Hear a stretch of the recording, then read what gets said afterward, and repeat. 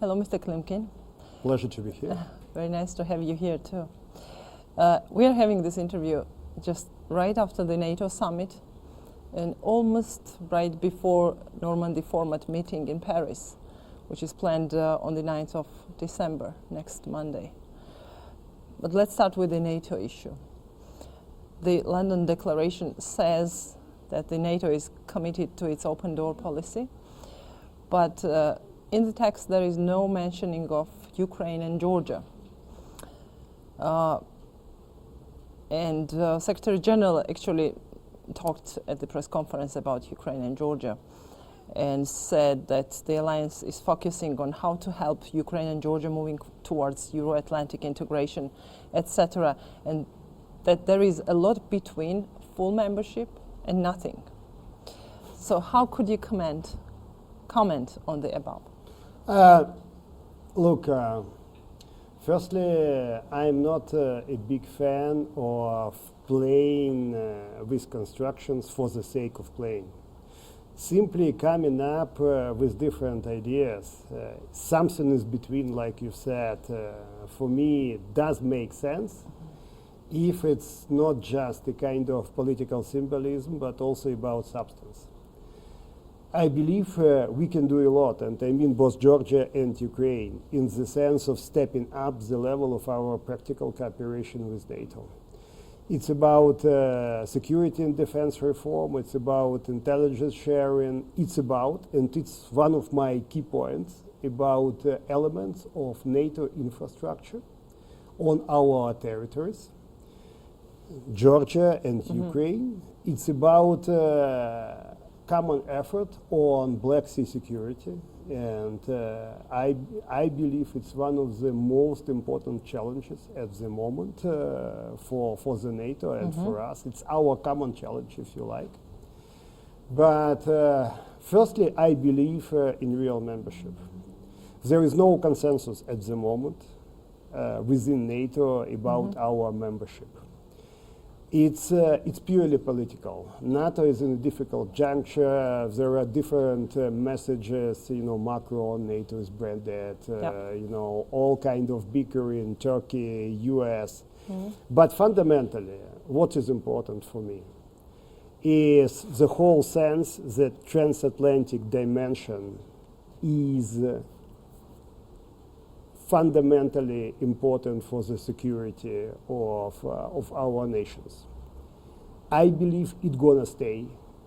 It's gonna be sustainable despite all the discussions. So firstly, what matters is our commitment. It's not a kind of sprint. It's a marathon.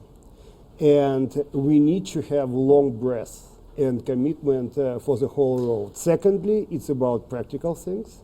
And thirdly, it's about our good coordination. Now there is a tendency to split us, you know, to have Georgia Eastern and Europe. Ukraine. No. It's to have Eastern Europe as a kind of one reality and South Caucasus as a kind of different reality. Something geographical. But what we need to have a kind of partnership of purpose, and not kind of geographical partnership. But for the moment, I'm not really worried about the lack of messages or structuring of these messages. Again, it's about our commitment, it's about long breath. Our commitment, you mean Georgia's and Ukraine's? Exactly. Yesterday you commented on a photo of I NATO like this photo, actually. I know, but you missed Ukraine, of the NATO leaders and the Queen Elizabeth. You wrote that Ukraine is missing there and that the Ukraine is guiltier for that than NATO. Exactly. Itself. A couple of more mistakes you wrote and Ukraine may never be there at all. So what were the main mistakes during Ukraine's independence years? Do you think it was possible to have Ukraine on the photo yesterday? I believe the chance for getting our membership closer has been there. I believe because of different playing with Russia, because of lack of political will, all kind of ideas to balance Russia and NATO, which is for me total nonsense. Of course, Russia is a reality. We have somehow to talk to Russia. It's a reality, it's our neighbor. Whether we, we like this neighbor or not is a different issue, but it's a reality. But somehow balancing and saying that politically we can sit on both chairs is a total nonsense for me. So we made, not both of us, here, but we made, and I believe also in Georgia, a lot of mistakes in the sense of this uncertain policies, in the sense of all these vague messages, but also in the sense of total lack of commitment. It's all about our previous governments and presidents. Unfortunately, we made a lot of mistakes. And we have to draw lessons and conclusions from our mistakes. Either we like to pull it off, and it's a kind of commitment for the future, and we need to unite our people behind it. Or we have again this plane and scenarios and uncertainties, and it's gonna get us nowhere. So I believe we made a lot of mistakes. Look, I'm no one here. I'm not an expert on Georgian internal policy. I can say how many mistakes have been made here in Georgia on NATO or on the European Union. But what I can say is that the previous leadership or Ukrainian leaderships made a lot of mistakes. Can you name one? For what comes? At the beginning of the 90s, what kind of approach Ukraine had towards NATO? Whether it was ambitious approach, whether it was clear message towards NATO. It was also about the support of the nation, of the population itself. Exactly, but it's about leadership. We could have asked for the association agreement from the very beginning. For example, like Lithuania. With the EU, you mean? Yeah. Yeah. A lot of mistakes. We did all these mistakes saying, Russia is there, let's balance. The balance is over. It's over. And my point is very simple here. Russia wants to get considerable part of Ukraine and the whole Georgia in the future Eurasian Union. It's what I believe Russian goal basically is. Russia is crazy serious about it. It's about reshuffling the reality, not towards the Russian Empire or Soviet Union. They are smart enough to understand it's not going to happen. But another reincarnation of the Eurasian Union would be there, and it would be fundamental goal. In the case of Ukraine, Russia would try to fragment Ukraine, to have How far? The south, the east, and to have probably the central and western Ukraine as a kind of buffer. In the case of Georgia, I believe, it would be a Russian attempt to get the whole Georgia into the Eurasian Union. I believe it's Russian goal. As simple as that. Yeah. And I'm not trying to simply to raise the stakes or to play kind of emotion. No, it's basically my judgment about Russian intentions towards Georgia. No surprise.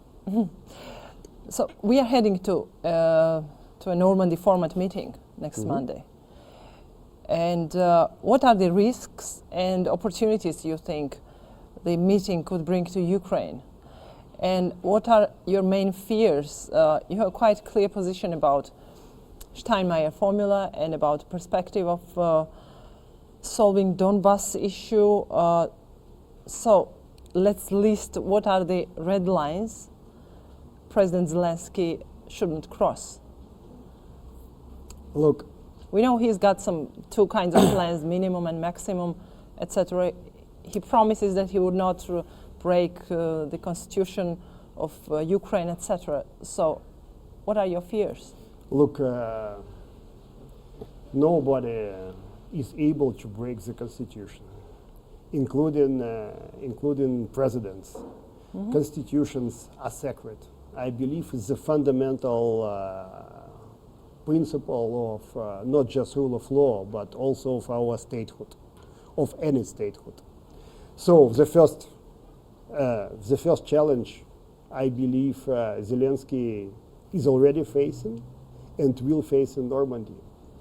Russia will try to split two realities. One, the kind of public reality of public agreements and public messages, what you gonna hear after the Normandy meeting. And another one, a kind of murky, hidden reality of possible bilateral deals. I even wrote yesterday, I sincerely wish Zelensky to keep these two realities together, not to let Russia to split these realities.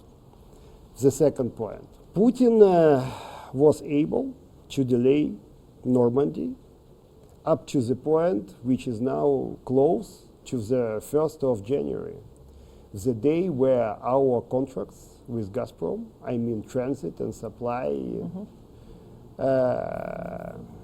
will basically cease to exist. So raising the stakes both on Normandy and on gas. The second main challenge is not to let Putin to play this issue as a package, to have interaction between gas deals and Donbass. How? Can you Simply, one point is very simple. Invite someone from the European Commission and to keep trilateral format on gas. Talk to Putin in the presence of the European Commission. Not tete-a-tete, Not tete-a-tete. but there, it's not excluded, as you know. I Paris. believe there would be tete-a-tete meeting in Paris. Between Zelensky and Putin. Absolutely. Whether it's official or not official, I don't care. I believe there would be a meeting there. Is it dangerous? It is. It is. You know, if you have, if you meet Putin, it's always dangerous. I believe Zelensky is a smart guy, but of course experience matters. Putin is very experienced. Putin understands all the nuances. So it's dangerous. He should be prepared. I mean, Zelensky. The third point, on Donbass.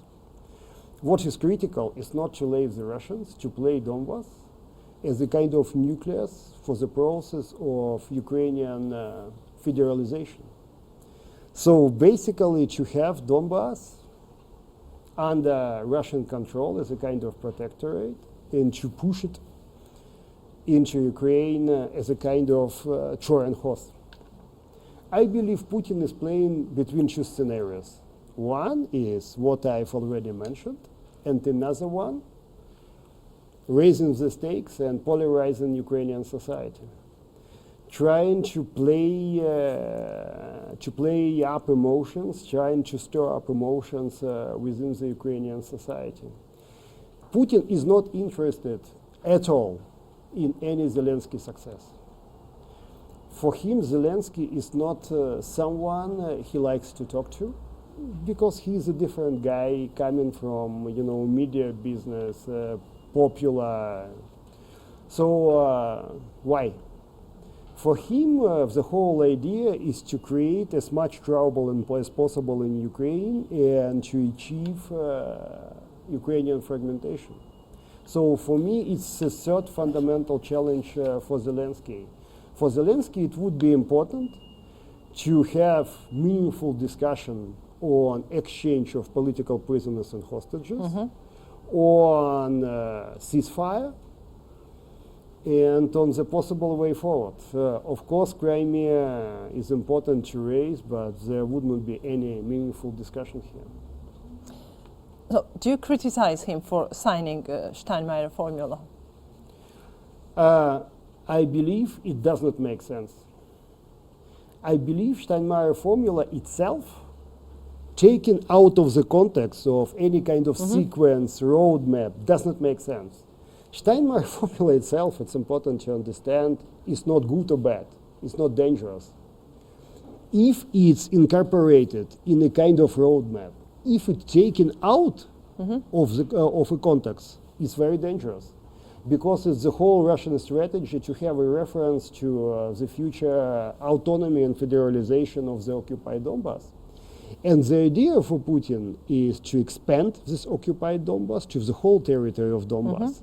It's why he signed the decree to issue Russian passports to all citizens of Donbass.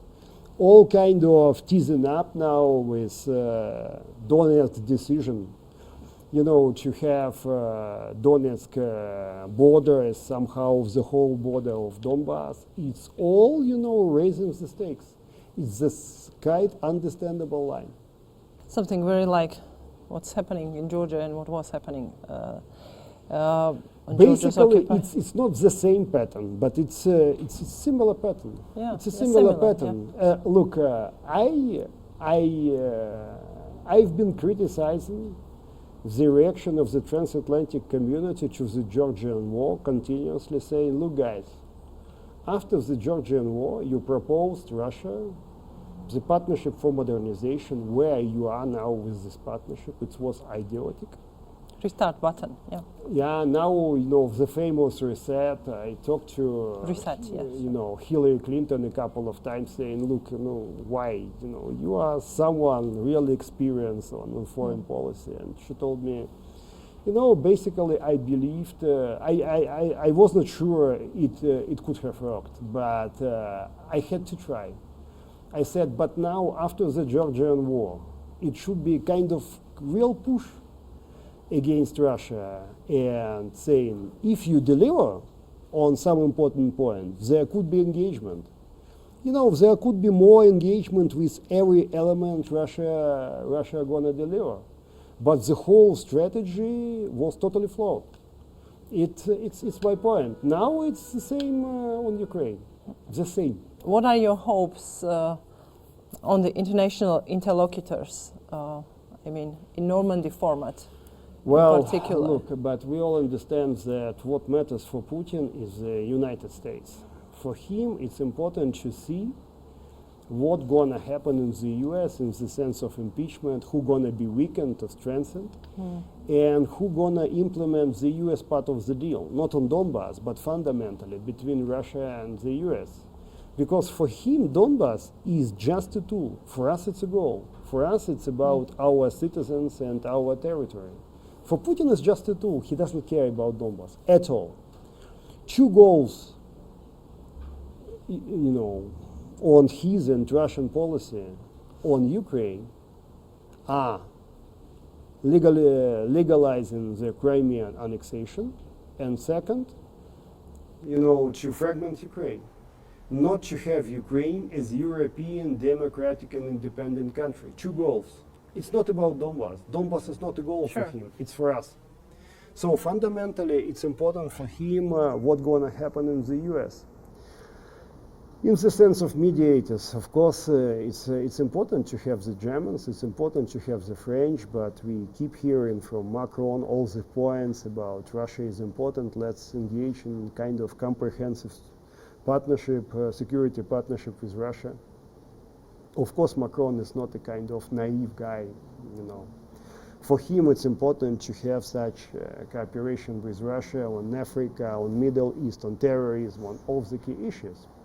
And he famously said, Russia is not an enemy anymore, but Russia is still a menace. We all understand what the terminology means, but here my point, Merkel knows Putin quite well. Merkel understands Russia quite well. I rely on Merkel on managing this conversation in Paris. But you still rely, you still have some hope on Merkel in this very meeting. Yes. Despite this fact of expelling Russian diplomats. Well, it gonna on the murder case of Georgian citizen. influence atmosphere in Paris. Some of my friends, I had 2 spells in Germany as a diplomat. Firstly as a diplomat, after that as ambassador, and some of that told me, Pavlo, maybe Merkel would not go to Paris. I said, it's all rubbish. Of course, Merkel is an experienced politician. She will go to Paris. But in the sense of atmosphere, German media reported Merkel was a bit wobbly on expelling or not expelling Russian diplomats. I can't confirm or it in any way, but the German law enforcement agencies were completely clear. It could basically spiral is something similar to the Skripal case. It does not seem like that in the moment, but it's crazy serious. And remember, it has been done at the time of the NATO summit in London. So symbolism does matter in politics. We started discussing NATO. Yeah. I believe in the sense of atmosphere in Paris, it's gonna have quite an impact there, quite an impact. It's not the first time I'm asking this question. Okay. If the sanctions, Western sanctions are enough against Russia for Ukraine are enough to pressure Russian government to avoid some risks and the next dangerous decisions. Sanctions. What's the role of these sanctions? Current sanctions is a compromise. Is a compromise of solidarity within the European Union and between US and Canada and the European Union. It's a difficult compromise. Sanctions are never enough for countries like Ukraine or Georgia. But these sanctions are there. The European Union never, ever had any consistent policy towards Russia. Now sanctions are there. It's a policy of, let's call it the lowest denominator, but at least the minimum of level of solidarity is still there. After 5.5 years, many of my friends, including my colleagues, foreign ministers, kept telling me, Pavlo, it's not possible to keep the sanctions. It's also difficult politically. Next time, no chance. But sanctions are still there. The sanctions, it's my second point, are extremely effective.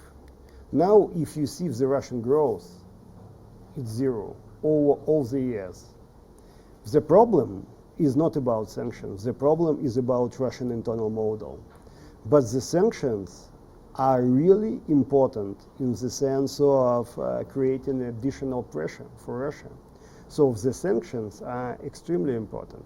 Of course, we would love to have more sanctions, but they are not there. What is important is to clearly say to the Russians, look, you can have easing up of the sanctions, but only if you deliver on 1, 2, 3. On Donbass, on Crimea, on other issues, on all kind of systemic effort to influence democratic institutions around the world. So fundamentally, it should be crystal clear, and I believe that the West should start thinking about proactive approach towards Russia. It's basically my point I've been making for quite a time. Also in the case of Georgia, fundamental failure of the West after the Georgian war was all kind of deals, Sarkozy, you remember, but not to impose any sanctions on Russia. Is it possible to turn it back and I believe, start? yeah. I believe, because not all people think that it's possible. But I believe it's still possible. I believe it's still possible in the sense of consistent and comprehensive pressure.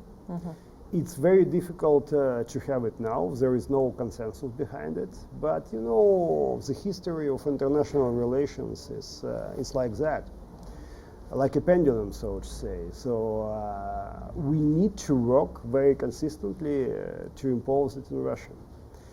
And now what Russia has been doing? Russia is dealing with all these conflicts like trading insecurity, like on a stock exchange. Not fixing something, but creating insecurity. There should be a kind of reaction for creating such an insecurity in the sense of sanctions, but proactively. It's my point. It's the only way how any international security model could work. If it's not the case, there could be no security model at all. Yeah, but we know that sanctions have its price, not only for Russia, but for the West itself. No, no. You think it's easy for them to digest this sanction? Speculation. Really? Actually, if you look, and we have looked very attentively with our partners in the European Union, a part of some regions, almost all of them were able to relocate their exports, including agricultural exports. Almost everyone. And in many cases, they have become even more effective in the sense of their export capabilities. If you see the real impact in the sense of export, for example, agricultural export, I heard, for example, from our Greek partners, what about our export, kiwi, strawberries? Then what happened? They relocated. They relocated their exports. So outside Russia, you mean? Of course. Of course, it's not only about Russia. And the second point, there is a systemic attempt to circumvent sanctions. It's going further. It's all exported to Russia. How? For example, through Belarus. Whether it's good or bad, it's a different issue. Yeah, no. I can't, control all kind of ways to circumvent sanctions, but sanctions are quite effective. Quite effective. And in the sense of real impact on the European Union, it's close to zero. And to be more concrete about perspective of sanctions for Georgia, do you think that it should be somehow added to the Ukrainian one, or it should be separate? Or it should be coordinated. I believe Okay. it's difficult to have the same package, and I'll tell you why. Sanctions are mainly a bit oversimplifying it, look, for people who are listening to us now. Yeah, sure. It's mainly about two categories. It's about entities and it's about physical persons. In order to make sanctions effective, because otherwise there could be a backfire in the sense of court cases, you need to present clear proof why this kind of sanctions have been imposed. So there should be two different sets of sanctions, both in the sense of entities and in the sense of physical persons. But they could be coordinated. And I told, a number of times to our US and EU friends, let's coordinate.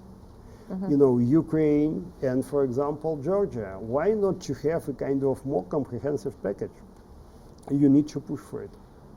I don't know whether your government is ready and willing to push for it now, but you should push for it. Who is Pavlo Klimkin now?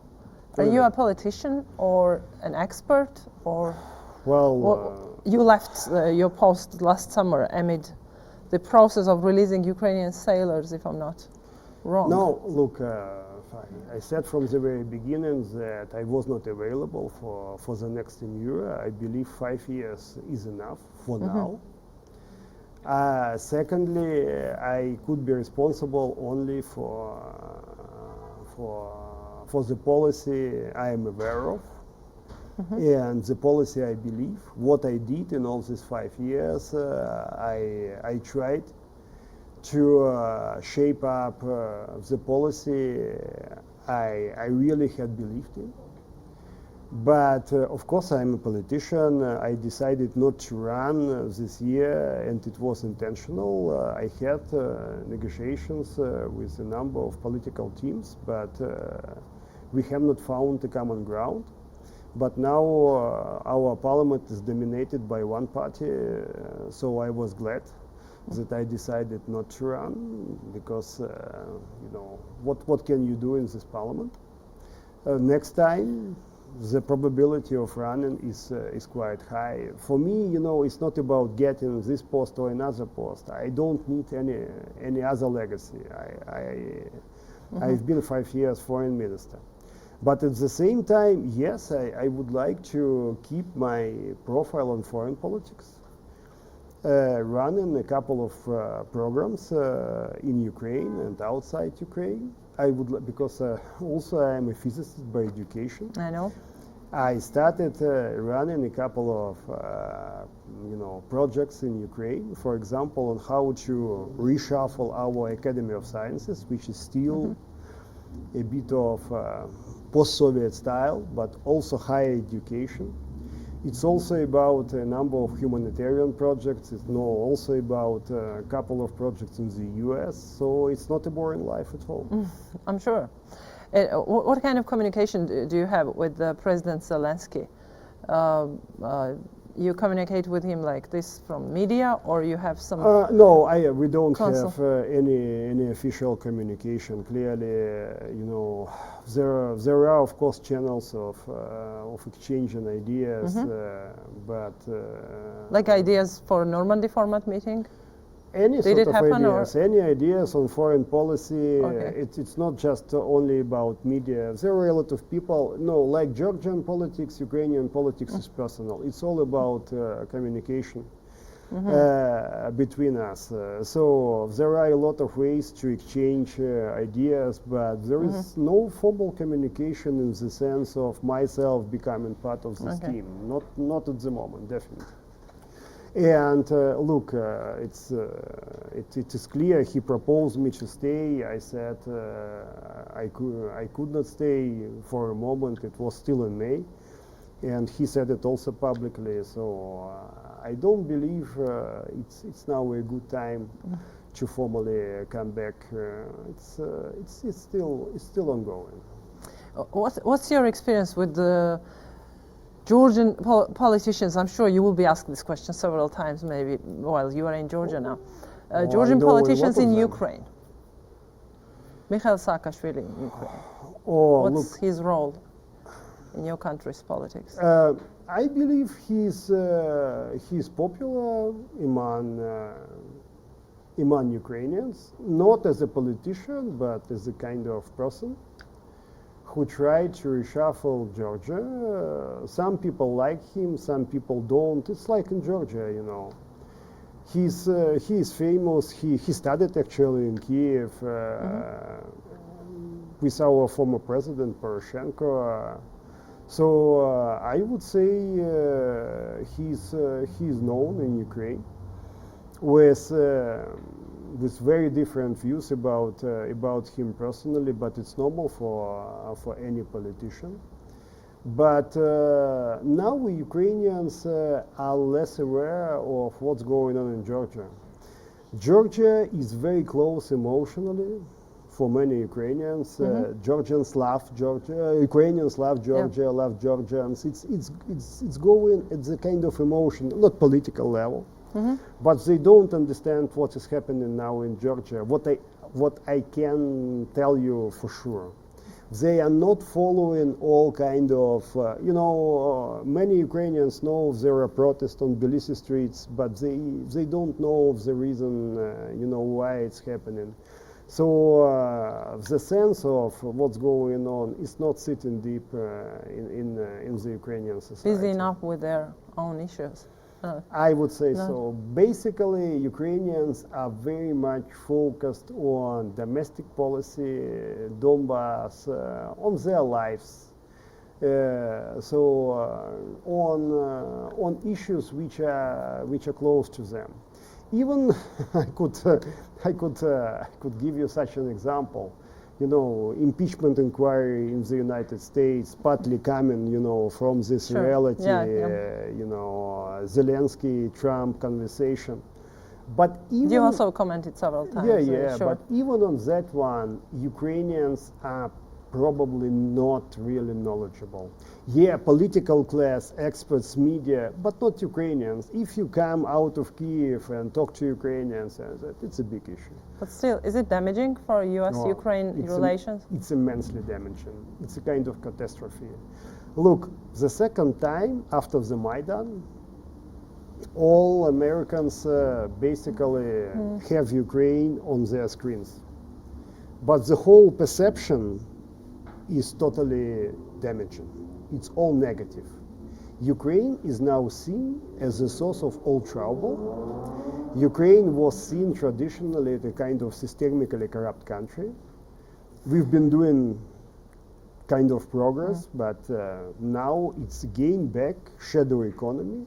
But now on the top of that, it's also shadow politics, Giuliani, all kind of channels, and many Americans say, it's Ukraine. It's kind of source of all troubles. It's all shadows there. You can talk to the people in a shadow way. So it's extremely damaging. And not in the short run. In the short run, we're gonna manage it. But in the mid run and long run, it's extremely damaging. It's something which probably make people so happy at the Kremlin now, extremely. And we need a kind of special crisis strategy, kind of crisis management for that. And it's not just a point for Ukraine as a country. Is the current government capable of managing the issue? No. Improving? No. What I don't see is definitely not. I don't see kind of consistent, coordinated effort.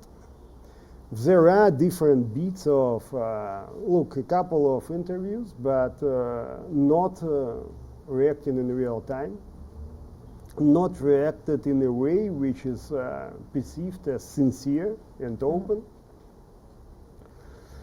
Of course, for Ukrainian leadership, it's important not to get engaged in U.S. internal politics, it's clear. But now, doesn't totally depend on the Ukrainian government. Yeah, exactly. You're right. So I believe what is going now is definitely not enough. One problem is lack of strategy. The second problem is probably lack of people who are able to realize, to implement the strategy. It's not there. It's not there, and it's sad. Thank you. Thank you for the interview. Thanks. It was a good chat. Thanks a lot. Thank you.